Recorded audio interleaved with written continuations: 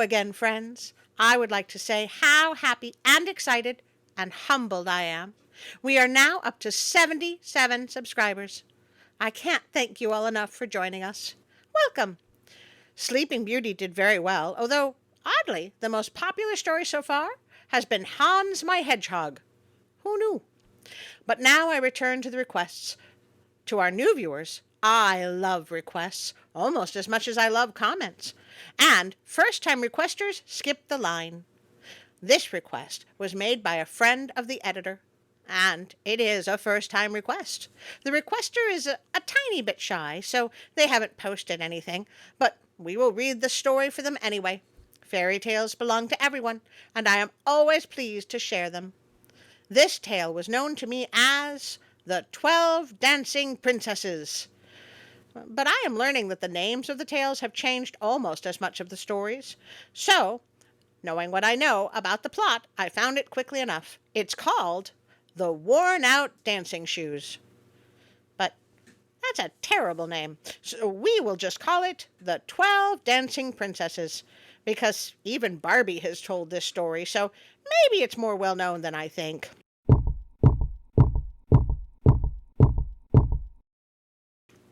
So, here we go.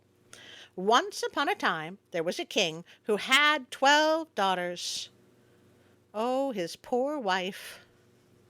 One more beautiful than the next. Wow, I already have questions. Did they start at goddess level and then gradually get worse, like a copy of a copy? Or was the first daughter like a really good sketch moving to a draft and then finally on to a masterpiece with the youngest? And how are we judging beauty? Is it Hollywood kind of a thing or pious kind of inner beauty with each princess trying to out-generous the last? I feel like we need more information. They slept together in a large room where their beds stood side by side, and in the evening, when they went to sleep, the king shut and locked the door.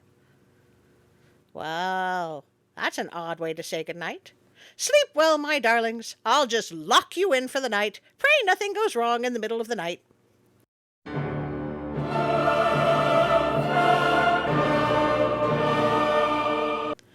However, when he opened it in the morning, he would see that their shoes were worn out from dancing. How does he know it's from dancing? Maybe they spent the night pacing and planning their escape. And nobody could discover how this kept happening.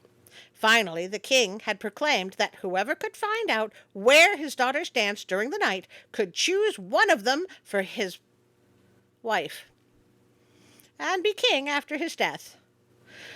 But anyone who came and failed to uncover everything after 3 days and nights would lose his life. That seems harsh. Not long after this proclamation, a prince came.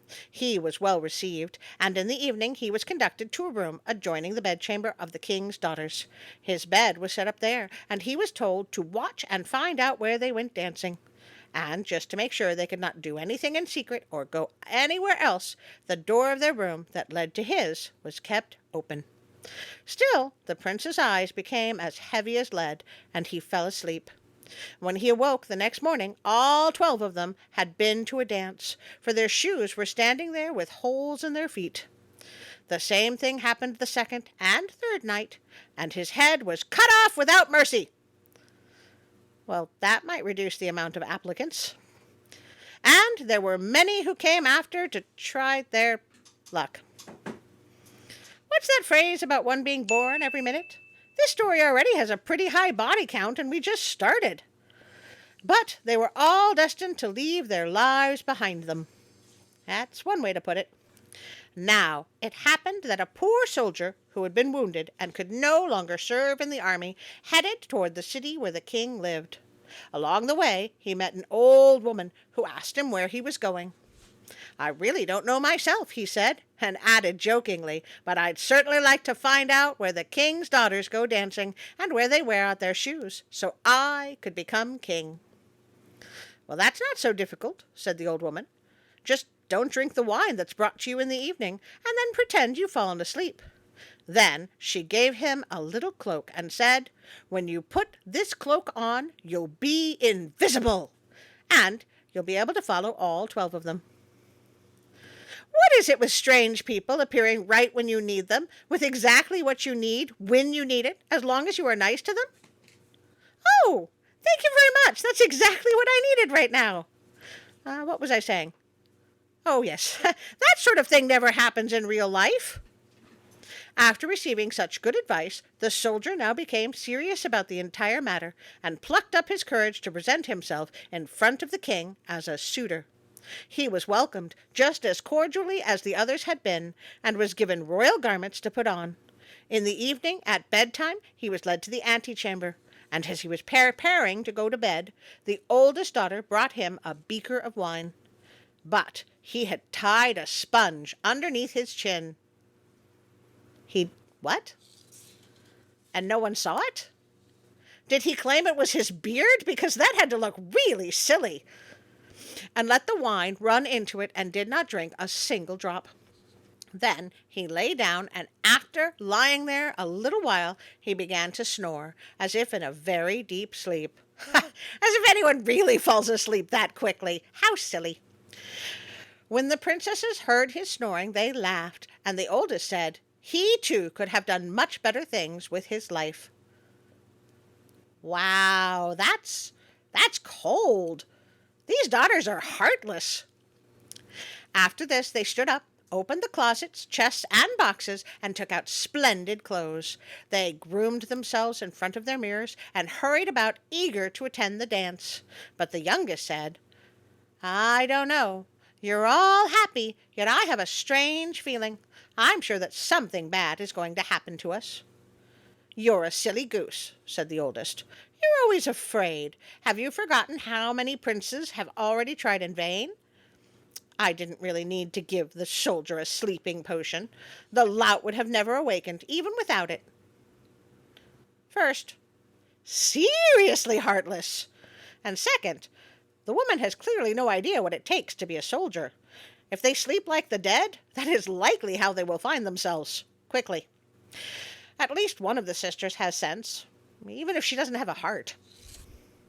When they were all ready, they first took a look at the soldier, but he had shut his eyes tight, and since neither he moved nor stirred, they thought they were definitely safe.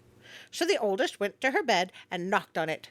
Immediately it sank into the ground, and they climbed down through the opening, one after the other, with the oldest in the lead. The soldier, who had seen everything, did not hesitate long. He put on his little cloak and climbed down after the youngest. Halfway down the stairs, he stepped on her dress slightly, causing her to become terrified, and cried out, What's this? What's holding on to my dress? Don't be stupid, said the oldest. Oh, I don't like her. You're just caught on a hook. They went all the way down, and when they were at the bottom, they stood in the middle of a marvelous avenue of trees, whose leaves were all made of silver, and glittered and glimmered.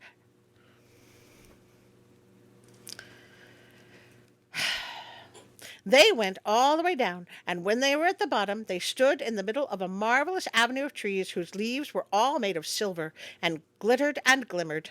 You'd better take a piece of evidence with you, the soldier thought, and broke off a branch. But the tree cracked and made a tremendous sound. Again the youngest called out, Something's wrong, didn't you hear the noise? But the oldest said, That was just a burst of joy, because we'll soon be setting our princes free. That's a really weird thing to say. I'm very curious what is going on with this story. Then they came to another avenue of trees, where all the leaves were made of gold, and finally to one where all the leaves were made of pure diamond. The soldier broke off branches from each kind, and each time there was such a cracking sound that the youngest sister was terrified. But the oldest maintained that they were just bursts of joy. They went on and came to a large lake with 12 boats on it, and in each boat sat a handsome prince. They had been waiting for the 12 princesses, and each one took a princess in his boat, while the soldier went aboard with the youngest princess. Then her prince said, I don't understand it, but the boat is much heavier today. I'll have to row with all my might to get it moving. It's probably due to the warm weather, said the youngest. I feel quite hot, too. On the other side of the lake stood a beautiful, brightly lit palace, and sounds of merry music with drums and trumpets could be heard from it. They rode over there, entered the palace, and each prince danced with his sweetheart. The invisible soldier danced along as well, and whenever a princess went to drink a beaker of wine, he would drain it dry before it could reach her lips. But that would be awkward. Did he just put his face in front of her face and does he still have the sponge? And how drunk is he going to be by the end of this evening? The youngest sister was terribly concerned about this too, but the oldest sister continued to soothe her. How? By telling her that the wine was just evaporating? I think we're going to call the youngest sister Cassandra. They danced until 3 in the morning, when all the shoes were worn through. Cheap shoes. Then they had to stop. The princes rowed them back across the lake, and this time the soldier sat in the first boat with the oldest sister. The princesses took leave of their princes on the way back, and promised to return the following night. When they reached the stairs, the soldier ran ahead of them and got into bed, and by the time the 12 princesses came tripping slowly and wearily up the stairs, he was again snoring so loudly that they could all hear it, and they said, "We don't have to worry about him." Then they took off their beautiful clothes, put them away, placed the worn-out shoes under their beds, and lay down to sleep. The next morning, the soldier decided not to say anything, but rather to follow and observe their strange life for the next 2 nights. Everything happened just as it had on the first night. They danced each time until their shoes fell apart. However, the third time, he took a beaker with him for evidence. When the time came for him to give his answer, he took along the 3 branches and beaker and went before the king. The 12 princesses stood behind the door and listened to what he said. When the king asked, "Where did my daughters spend the night?" he answered, "With 12 princes in an underground palace." Then he reported what had taken place and produced the evidence. The king summoned his daughters and asked them whether the soldier had told them the truth. When they saw that they had been exposed and that denying would not help, they had to confess everything. Then the king asked the soldier which princess he would like for his wife. "I'm no longer so young," he answered, "so I'll take the oldest." Give me the psychotic one. I like a challenge. The wedding was held that same day, and the king promised to make the soldier his successor to the kingdom after his death. The princes, however, were compelled to remain under a curse for as many nights as they had danced with the princesses. I am left with so many questions. Who are the princes? Why were they cursed? How did the princesses learn about them? Who was the random old lady of exposition? This story feels incomplete. Well, I should be happy. It does have a beginning, a middle, and an end. That doesn't always happen in Grimm Tales. However, it's sort of a short story. You know what? I'm going to tell a bonus tale. I think Brick's Journey has been waiting for this one long enough. At least I think it was Brick's Journey. It could have been Teresa. Or Mossy, Mothy, Moss, Cozy, a friend of the channel.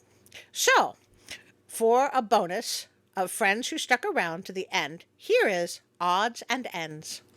There was once upon a time a maiden who was pretty, but idle and negligent. When she had to spin, she was so out of temper that if there was a little knot in the flax, she at once pulled out a whole heap of it and strewed it about on the ground beside her. Now she had a servant who was industrious, and gathered together the bits of flax which were thrown away, cleaned them, spun them fine, and had a beautiful gown made out of them for herself.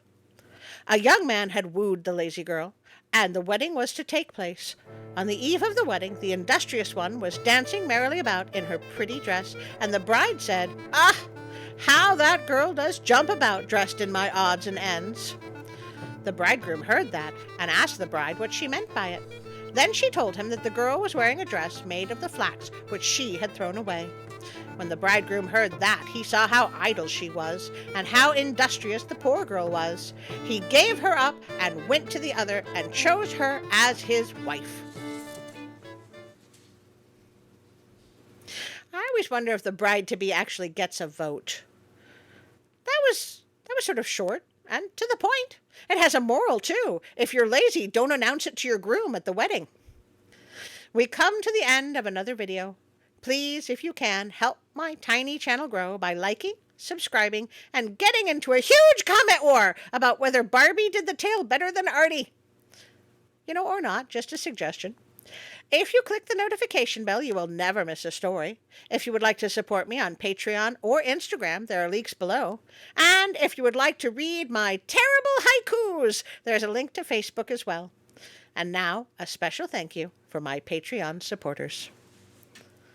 I am here to thank you, my wonderful and amazing Patreon supporters. We now have 8, sort of 10, but 3 of you are together. But it doesn't matter, because I love you all. I was so excited that I had to take the night off here in my beautiful hideaway for a nice drink. So thank you, Robinson, Ida, Teresa, Darren, Brick's Journey, Karen, William, and now Josh, Colleen, and Callum. I am forever grateful to you all. All right, cut. Phew, I think we got away with it. Wait, why are you snickering, cameraman?